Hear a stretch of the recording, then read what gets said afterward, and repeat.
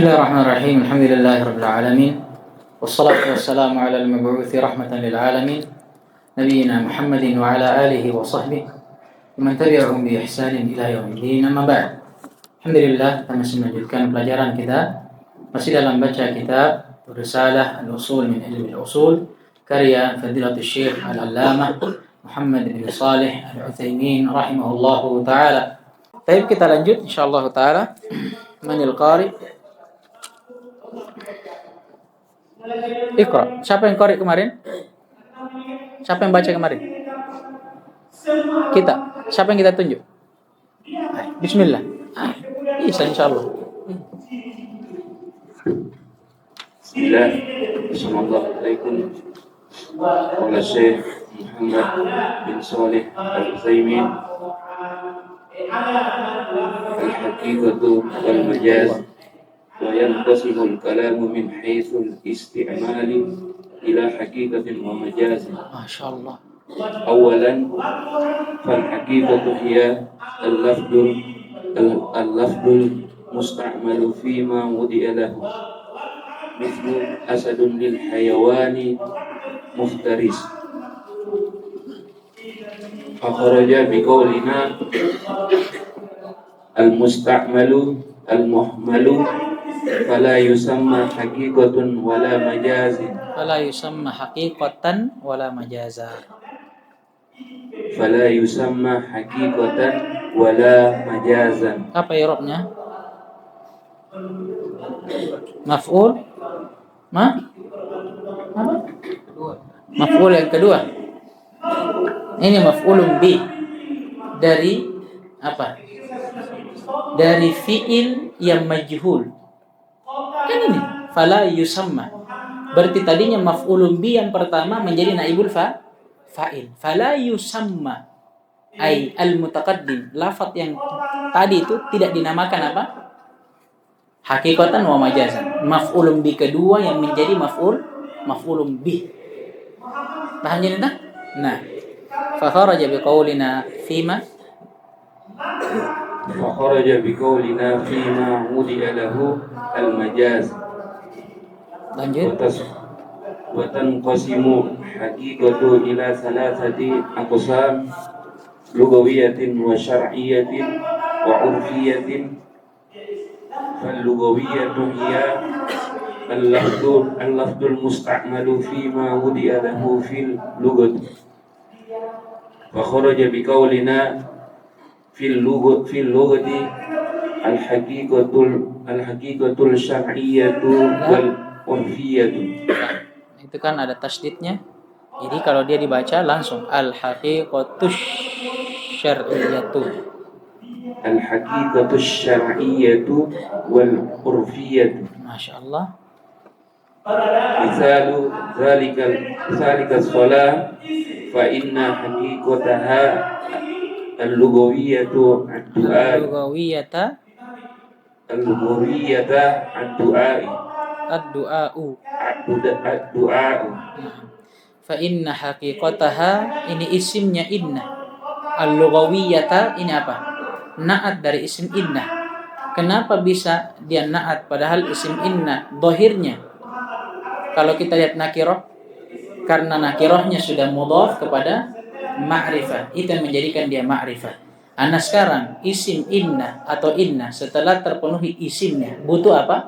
Khabar. Maka datanglah ad-du'a menjadi khabar inna. Lanjut, fatuhmalu alaihi fi kalami ahli al-lughah wal haqiqatu syar'iyyatu hiya al-lafdul musta'malu fi ma wudi'a lahu fi syar'i. Wa kharaja biqaulina fi syar'i al-haqiqatul lughawiyyatu wal 'urfiyyatu.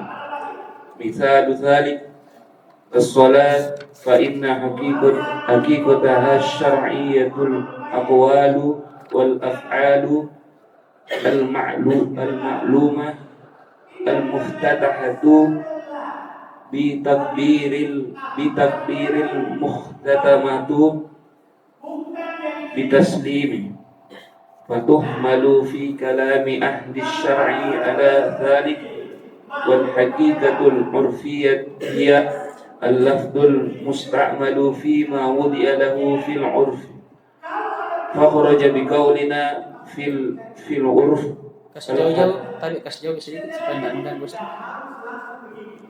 الحقيقة اللغوية والشرعية. Baik, lanjut. مثال ذلك الدابة فإن حقيقتها العرفية ذات الأرباع من الحيوان فتهمل عليه في كلام أهل العرف. Nah, yakfi. Baik, qala rahimahullahu taala al-haqiqatu wal majaz. Sekarang kita masuk di salah satu cabang dari pembahasan tentang al-kalam, yakni pembahasan tentang hakikat dan majaz. Sekarang kita sudah mulai masuk di pembahasan inti dari kalam dalam ilmu usul fikih, yaitu dari sisi dalalahnya, penunjukannya, makna dan kandungannya.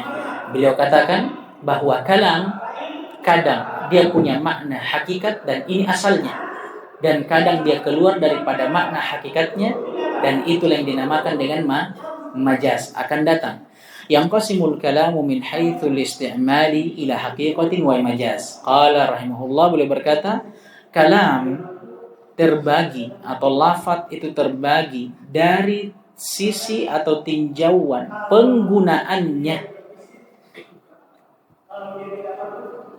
menjadi dua, hakikat dan majaz. Jadi kadang lafaz kalam itu digunakan untuk membawakan makna hakikatnya, asal dari peletakan lafaz dan kalam itu sendiri, dan ini memang asal penggunaannya. Paham ini? Ya, seperti kalau kita katakan asad, seperti yang akan berlalu, akan lewat, asad, singa. Ini kita memang gunakan untuk apa? Hakikatnya untuk ya hewan yang buas, singa yang ma'ruf. Paham ini? Nah, kadang digunakan dengan makna yang lain. Contoh, ada orang khatib misalkan, dia khutbah membara, luar biasa khutbahnya sampai bergetar mimbar. Kemudian ada orang bilang, ra'aitu asadan yakhtub, saya baru-baru melihat ada singa yang berkhutbah. Sekarang bisa enggak kira-kira kalau kita pakai kata ini di atas makna hakikatnya? Tidak bisa. Maka di lafaz ini itu keluar dari hakikatnya kepada majaz. Yang dimaksudkan dengan singa berarti apa? Rajulun syuja', seorang lelaki khatib yang pemberani. Paham ini? Baik. Kemudian kata beliau, fal haqiqatu, adapun lafaz yang berada di atas hakikatnya, hiya lafdzul musta'malu fi ma wudi'a lahu. Dia adalah lafaz yang digunakan di atas peletakannya, atau dengan kata lain fi haqiqatihi, di atas hakikatnya. Dan ini asal dari setiap lafaz dalam penggunaannya. Ketika ada lafaz, kita kembalikan dulu kepada makna hakikatnya. Kalau tidak cocok, baru kita pindah ke makna majaznya. Misal contoh asad, kata asad. Asad ini kalau kita terjemahkan di bahasa kita maknanya seekor singa. Secara hakikatnya kata beliau, kata asad lil hayawanil muftaris, digunakan untuk menggambarkan hewan buas. Cocok tidak ini? Cocok. Ini hakikat namanya. Fa kharaja biqaulina. Sekarang beliau tahrir dulu definisinya. Keluar dari ucapan kami bahwa lafaz yang berada di atas hakikatnya, dia adalah lafaz yang digunakan. Keluar darinya lafaz yang muhmal, lafaz yang tidak dipakai. Fala yusamma haqiqatan wala majaza, maka tidak dinamakan hakikat, tidak pula majaz. Seperti apa? Lafaz yang tidak ada maknanya, seperti dicontohkan oleh para ulama, kata daizun, kebalikannya zaidun. Ada enggak maknanya? Enggak ada. Berarti keluar darinya pembahasan kalam dari hakikat dan majaznya. Jangan ada yang bilang, oh daizun ini kebalikan zaid, berarti dia maknanya majaz dari zaid. Tidak ada. Enggak dibahas di pembahasan kalam. Paham ini? Keluar darinya lafaz yang muhmal. Wa kharaja biqaulina fi ma wudi'a lahu, dan keluar dari ucapan kami bahwa lafaz yang hakiki lafaz yang berada di atas hakikatnya. Keluar darinya apa? Al-majaz. Lafaz yang dibangun bukan di atas makna hakikinya, tapi di atas makna majaznya. Sebagaimana yang akan berlalu pada contoh majaz nanti, seperti yang tadi kita sebutkan, lafaz asad, kasih saman. Asad tadi, asal peletakannya digunakan untuk apa?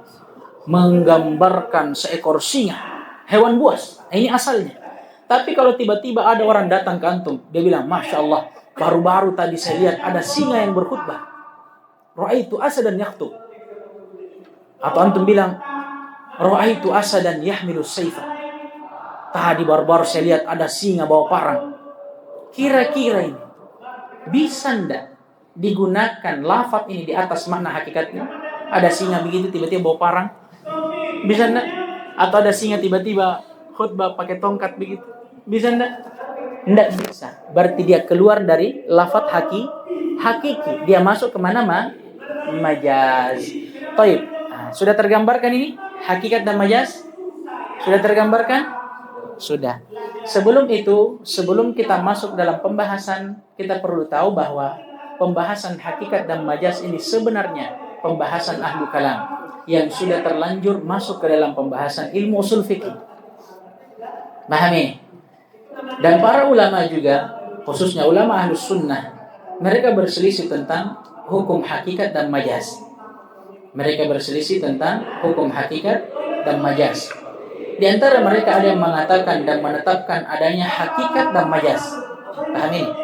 Di antara mereka ada yang menetapkan adanya hakikat dan majaz dalam Al-Quran ataupun dalam bahasa Arab secara umum.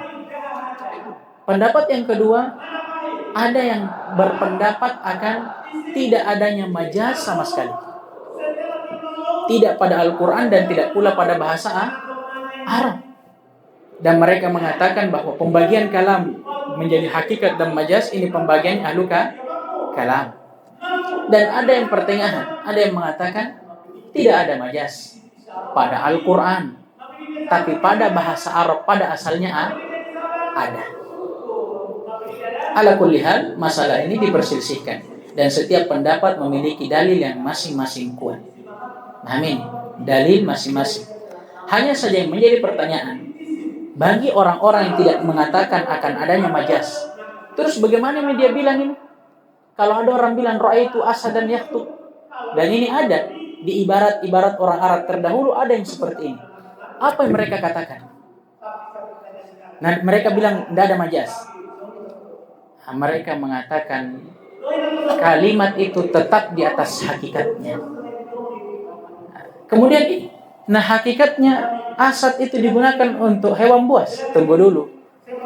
Karena hakikat atau makna hakiki dalam suatu lafaz itu terbagi. Tergantung kemana arahnya. Nah, inilah yang kita bahas. Masuklah kita di taksim al-haqiqah. Ternyata makna hakikat, makna yang sebenarnya pada suatu lafaz itu terbagi lagi. Qala rahimahullah wa tanqasimul haqiqatu ila thalathati aqsam. Hakikat, makna hakiki dalam suatu lafaz itu terbagi menjadi 3. Kadang makna hakikatnya kembali kepada bahasa, kata beliau lughawiyah. Atau kadang makna hakikat yang diinginkan dari suatu lafaz kembali kepada syariat, datang dalilnya dan nasnya, maka kata beliau syar'iyah. Dan kadang juga kembali kepada mana? Kepada urf dan kebiasaan suatu daerah setempat. Ini yang dinamakan dengan hakikat urfiyah. Kemudian beliau rinci, qala rahimahullah fal lughawiyatu, adapun hakikat lughawiyah hiya al-lafdhul musta'malu fi ma wudi'a lahu fil lughah. Dia adalah lafaz yang diletakkan di atas asalnya sesuai dengan peletakan bahasa. Nah, ini dia adalah lafaz yang digunakan di atas peletakannya atau di atas hakikatnya dari sisi bahasa. Dan ini asal dari setiap lafaz. Antum dapat lafaz, asalnya antum kembalikan kemana dulu? Hakikat lughawiyahnya. Sampai ada dalil yang mengkhususkan dia dari hakikat lughawiyah kepada hakikat yang lainnya, misalkan syar'iyah. sebagaimana akan datang lafaz shalah. Shalah itu dalam bahasa apa artinya? Ad-du'a, doa. Jadi orang dikatakan salat secara bahasa itu berdoa. Tapi apakah salat yang Allah perintahkan pada firman-Nya wa aqimus shalah? Allah perintahkan kita untuk berdoa saja, tidak mendirikan salat? Tidak. Tapi yang diinginkan dalam salat ini adalah salat dalam hakikat syar'iyahnya. Paham ini? Ya, asalnya memang kita bawa kepada hakikat lugawiyah, tapi sampai ada dalil yang mengubah hakikatnya. Paham tidak ini? Di sini juga kita tahu untuk orang-orang yang berkata majaz, dia katakan ini apa? Majaz, karena keluar dari asal peletakannya. Tapi orang-orang yang tidak berkata dengan majaz, dia belum bukan majaz itu, tapi itu tetap hakikat, tapi hakikat syar'iyah. Tsumma qala hafidhahullah fa kharaja bi qaulina fi lughah al-haqiqatu syar'iyyah wal urfiyah. Keluar dari ucapan kami bahwa makna hakikat lugawiyah adalah lafaz yang diletakkan pada asalnya secara bahasa, keluar darinya makna hakiki syar'iyah dan urfiyah. Kenapa? Karena sebagaimana akan datang, dia adalah makna yang diletakkan di atas asalnya, tapi bukan secara bahasa, tapi secara syariat dan urfiyah. Misalnya dzalika, contohnya as-salatu. Contohnya kata salat. Kata salat ini, fa inna haqiqatahal lughawiyah. Kalau kita tinjau kembali kepada makna hakikinya secara bahasa, dia bermakna ad-du'a, berdoa. Nah ini, fatuhmalu alaihi fi kalami ahli lughah. Maka asalnya lafaz salat dibawa kepada makna di sisi orang ahli bahasa. Itu asalnya. Tapi sampai kita lihat penjelasan yang kedua. Wal haqiqatu syar'iyyatu qala rahimahullah hiya lafdzul musta'malu fi ma wudi'a lahu fi syar'. Yang kedua dari makna-makna hakiki ada namanya hakikat syar'iyyah. Apa itu? Dia adalah lafaz yang digunakan di atas peletakannya atau di atas hakikatnya secara syariat. Maksudnya apa? Yang meletakkan maknanya adalah syariat. Paham ini? Ya. Contohnya apa? Ya. Seperti kata salat. Tapi sebelum itu, qala rahimahullah fa kharaja bi qaulina fi syar' al-haqiqatul lughawiyyah wal urfiyah. Keluar dari ucapan kami. Dari hakikat syar'iyah keluar darinya hakikat lughawi dan hakikat urfi. Kenapa? Karena peletakannya bukan dari syariat, melainkan dari bahasa, dan yang satunya dari urf. Sekarang contohnya, mithalu dzalika as-shalah. Contohnya masih sama. Kata salat juga. Fa inna haqiqataha syar'iyyah. Kalau kita tinjau dari sisi makna hakikatnya secara syariat, dia adalah al-aqwal wal af'al al-ma'lumah. Dia adalah ucapan dan perbuatan yang dimaklumi dan diketahui. Al-muftatahatu bit takbir, bahwa dia dibuka dengan takbir. Al-mukhtatamatu bit taslim, ditutup dengan salam. Ini namanya salat secara hakikat syariah. Fatuhmalu fi kalami ahli syar'i ala dzalika. Maka kalau kita tinjau dari sisi makna syariatnya, kita harus bawa kepada apa? Makna hakikatnya secara syariat. Dari sini kita juga mendapat satu faedah, bahwa kadang ada satu kata, satu lafaz, dia punya berapa makna? 2, bahkan lebih. Amin. Ya, kadang dia punya makna hakiki itu 2. Kadang dia punya makna hakiki secara bahasa, dan kadang ada makna hakiki secara syariat. Walaupun yang menjadi asal dari setiap makna hakiki adalah secara bahasa. Tapi kapan ada dalil dari syariat yang mengkhususkannya, dia harus dibawa dari makna hakikinya secara bahasa kepada makna hakiki secara syariat. Maka tidak boleh lagi ada orang bilang, sudah pergi sholat? Sudah. Padahal belum pergi sholat, pergi berdoa. Amin. Ini kenapa belum pergi sholat? Sudah mah. Kapan pergi sholat? Tadi berdoa kan?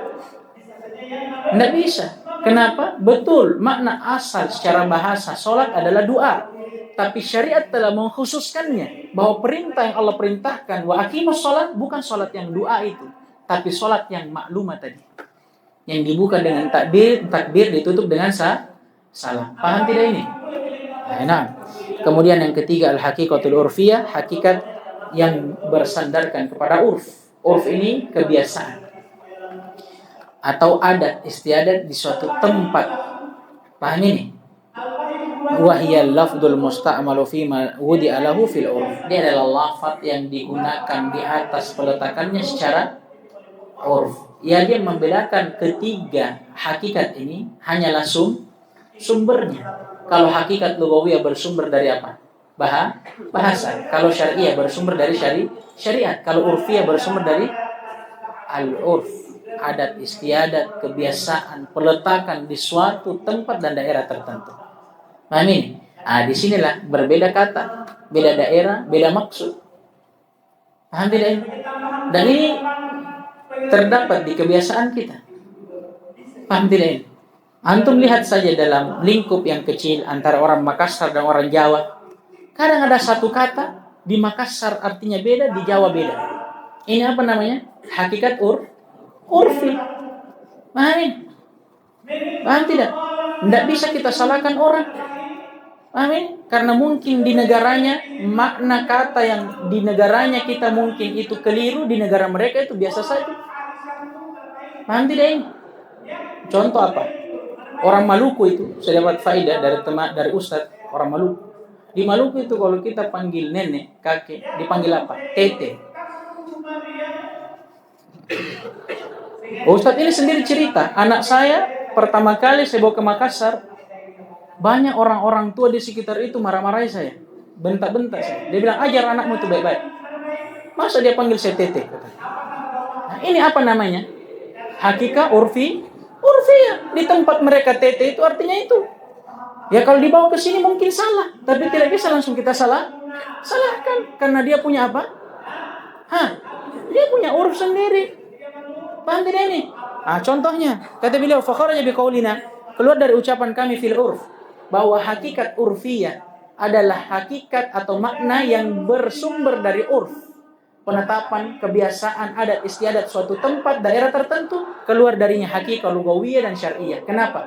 Karena sumbernya. Kalau urf kembali kemana? Ya urf masing-masing daerah. Kalau syariah kembali ke syariat. Lugawiyah kembali ke lugo dan bahasa. Makanya keluar dari urfiyah, lugawiyah dan syariah. Contohnya, misalu dzalika ad-dabbah. Contoh sekarang ad-dabbah. Fa inna haqiqataha al-urfiyah dzatul arba' min al-hayawan. Kalau kita lihat dan tinjau dari sisi hakikat makna sebenarnya secara urf, paham ini? Dia adalah hewan yang berkaki 4. Padahal kalau kita lihat secara bahasa, adabah kullu man yadibbu fil ard. Siapa saja yang berjalan di muka bumi. Makanya firman Allah Subhanahu wa taala apa? Wa ma min dabbatin illa 'alallahi rizquha. Tidak ada satu pun dari dabbah di muka bumi kecuali siapa yang atur rezekinya? Allah. Sekarang ayat ini, apakah yang dimaksud dengannya hanya hewan berkaki 4 yang Allah tanggung rezekinya? Kita yang berkaki 2 tidak? Kita yang bukan hewan dan binatang tidak ditanggung? Tidak. Kenapa? Karena dalam ayat ini yang diinginkan hakikat lugawinya. Yang saya ingin pahamkan kepada antum, kadang lafaz secara bahasa itu dibawa dari makna hakikatnya secara bahasa kepada makna yang lain. Seperti ini. Walaupun dabbah secara bahasa itu setiap yang melata di muka bumi. Tunggu dulu. Kalau kita lihat urfiyahnya ternyata bukan. Dia dikhususkan untuk apa? Hewan. Itu pun hewan cuma yang berkaki 4. Maka kalau kita tinjau dari hakikat urfinya, kita bawa ke makna urfi tadi. Paham ini? Paham tidak? Jadi kesimpulannya, kalam atau lafaz itu asal peletakannya adalah makna hakikatnya. Tidak boleh dibawa kepada makna yang lain kecuali ada yang mengkhususkannya. Paham ini? Dan makna yang lain itulah yang disebutkan dalam pembahasan ilmu ushul fikih sebagai majaz. Hanya saja sebelum kita masuk ke dalam majaz perlu kita ketahui majaz ini ya di sisi para ulama adalah pembagian yang baru datangnya. Oleh karenanya para ulama berselisih. ada yang menetapkannya, ada yang tidak. Dan bagi yang tidak menetapkannya, mereka mengatakan lafadz kalau memang keluar dari asal peletakannya, dia tidak dinamakan majaz, tetap dinamakan hakikat. Tapi hakikatnya yang dilihat dulu. Dia terbagi menjadi berapa? Tiga. Boleh jadi dia masuk kepada hakikat lugawiyah yang bersandar kepada apa? Lugah, bahasa. Atau boleh jadi dia masuk kepada hakikat syariah yang bersandar kepada apa? Syariat. Atau boleh jadi dia masuk kepada hakikat urfiyah yang bersandar kepada al-urf, kebiasaan, penetapan di suatu daerah dan tempat tertentu. Paham ini? Sampai di sini paham? Nah, kemudian qala rahimahullah taala wa faidatu ma'rifati taqsimil haqiqati wal majaz aw faidatu ma'rifati taqsimil haqiqati ila thalathati aqsam. Sekarang faidah. Kenapa kita harus mengetahui pembagian kalam secara hakikatnya menjadi tiga? Itu kata beliau, an nahmila kulla lafdhin ala ma'nahu al-haqiqi fi maudi istimalihi, agar kita bisa mengarahkan setiap lafaz yang kita ucapkan atau yang kita dengarkan kepada maknanya secara hakiki, makna yang sebenarnya, fi maudi istimalihi, sesuai dengan penempatannya. Fayuhmalu fi istimali ahli lughati ala al-haqiqati lughawiyah. Maka kalau misalkan ada suatu lafaz yang diucapkan, diletakkan, digunakan di sisi ahli bahasa, maka kemana kita kembalikan? Ya kepada bahasa berarti. Karena yang mengucapkannya siapa? Ahlul lughah. Wa fi istimali syar'i ala al-haqiqati syar'iyyah. Kalau misalkan penggunaannya itu datang dari syariat, berarti kita arahkan kemana? Kepada apa yang diinginkan oleh syariat sendiri, Allah dan Rasulnya. Wa yuhmalu wa fi istimali ahli al-urfi ala al-haqiqati al-urfiyah. Ini begitu pula kalau yang meletakkan lafaz tersebut adalah ahlul urf. Paham ini? Maka dibawa kepada mana apa? Urf itu sendiri. Sama seperti yang tadi. Kalau kita lihat orang Maluku yang panggil kakek neneknya tete misalkan, ya kita lihat siapa yang bilang ini? Orang Maluku. Kita bawa makna itu kepada mana? Kepada orang Maluku. Jangan dibawa di Sulawesi. Hancur antum. Air repek koya. Hancur pasti. Paham ini? Nah, ini maknanya. Nah, dari sinilah nanti kita juga bisa pahami kaidah di sisi para ulama, likulli maqamin maqal wa likulli maqalin maqam. Setiap ucapan lafaz yang keluar dari lisan kita ini ada tempatnya masing-masing. Belum tentu apa yang kita ucapkan di tempat kita bisa kita ucapkan di tempat yang lain. Paham ini? Begitu pula kalau kita mendengarkan ucapan dari seorang yang lain, tidak bisa langsung kita vonis. Paham ini? Karena ucapan yang dia ucapkan mungkin boleh jadi ucapan yang dia bawa dari daerah lain kepada daerah kita. Paham ini? Nah, intinya di sini kita diajarkan at-tawassul fi sadr, bagaimana kita melapangkan hati dan tidak langsung memvonis orang. Paham ini? Dan bagaimana kita bisa menempatkan setiap ucapan pada tempatnya. Paham tidak ini? Nah, insyaallah taala kita akan lanjut di pertemuan berikutnya. Dan kenapa kita lama di sini? Karena ini salah satu pembahasan juga yang rumit dalam ilmu ushul fikih tentang hakikat dan majaz. Insyaallah taala semakin naik dan semakin banyak yang kita lalui, insyaallah semakin cepat. Karena memang inti dari ilmu itu sebenarnya di awalnya. Kapan antum hilang di awal, hilang sampai terakhir itu. Nah ini, coba lihat antum belajar sorof itu. Intinya itu di awal-awal. Kapan antum hilang di awal, masuk bab 3, cerita sendiri Ustaz. Pasti. Makanya itu ilmu di awalnya penting. InsyaAllah ta'ala kita akan masuk lagi di majaz di pertemuan berikutnya besok hari insyaAllah ta'ala. Naktafi bihadzal qadar, subhanakallahumma bihamdik, asyhadu an la ilaha illa anta astaghfiruka wa atubu ilaik. Waffaqallahu al-jami' lima yuhibbuhu wa yardah.